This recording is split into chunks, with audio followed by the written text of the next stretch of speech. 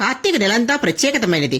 అయితే ఉద్దాన ఏకాదశి నుంచి కార్తీక పౌర్ణమి వరకు చాలా ప్రత్యేకతం. ఆ తరువాత మళ్లీ కార్తీక మాసం ఆఖరి రోజైన పోలి స్వర్గము విశేషమైనది. ఆ రోజు వేకువజామునే దీపాలు వదలటంతో కార్తీక మాసం పూర్తవుతుంది. నెల రోజుల పాటు కార్తీక మాస నియమాలు అనుసరించిన వారు పోలి స్వర్గం రోజు దీపాలు వెలిగిస్తారు. ఇంతకీ ఆ రోజు పోలి స్వర్గం అని ఎందుకంటారు? ఎవరా పోలి? దీనికి సంబంధించిన కార్తీక పురాణంలో ఒక కథ ఉంది. పూర్వము ఒక గ్రామంలో ఉమ్మడి కుటుంబంలో 5 కోడలు ఉండేవారు. వారిలో చిన్న కోడలే పోలి.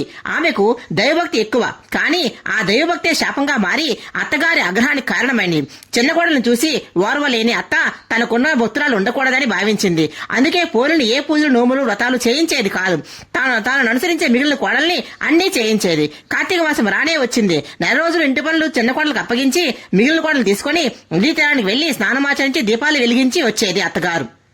అస్సలు నిరాశ చెందని పోలి ఇంటి దగ్గరే పెరట్లో ఉన్న పత్తి తెచ్చి ఒత్తి చేసుకుని వెన్నను తీసి దీపం వెలిగించేది. నదికి వెళ్లిన వారు తిరిగి వచ్చేసరికి ఆ దీపం కనిపించకుండా బుట్ట బోర్లించేది. ఇలాగ కార్తీక మొత్తం నెల రోజులు దీపం వెలిగించింది. కార్తీక అమావాస్య తర్వాత పాడ్యమి రోజు కూడా ఎప్పటిలాగా ఇంటి పనులు పూర్తి చేసుకుని దీపం పెట్టింది. ఎన్ని అడ్డంకులు ఎదురైనా భక్తి పోలిని చూసి దేవదేవతలు దివ్యించారు. ఆమెను ప్రాణాలతోనే స్వర్గానికి తీసుకెళ్లేందుకు సిద్ధమయ్యారు. నదికి వెళ్లి వచ్చిన అత్తగారు తోడుకోళ్ల పుష్పమానం చూసి ఆశ్చర్యపోయారు. తనని భక్తి పుష్ప విమానములో పోలి స్వర్గానికి చేరుకుంది. పోలాల అమావాస్య, కార్తీక అమావాస్య రోజు కూడా మనం ఈ కథను చెప్పుకోవడం ద్వారా పోలిలాగే మనం కూడా బొందితో స్వర్గానికి వెళ్తామని ప్రజల విశ్వాసం. కార్తీక మాసం దామోదర నమస్కారం.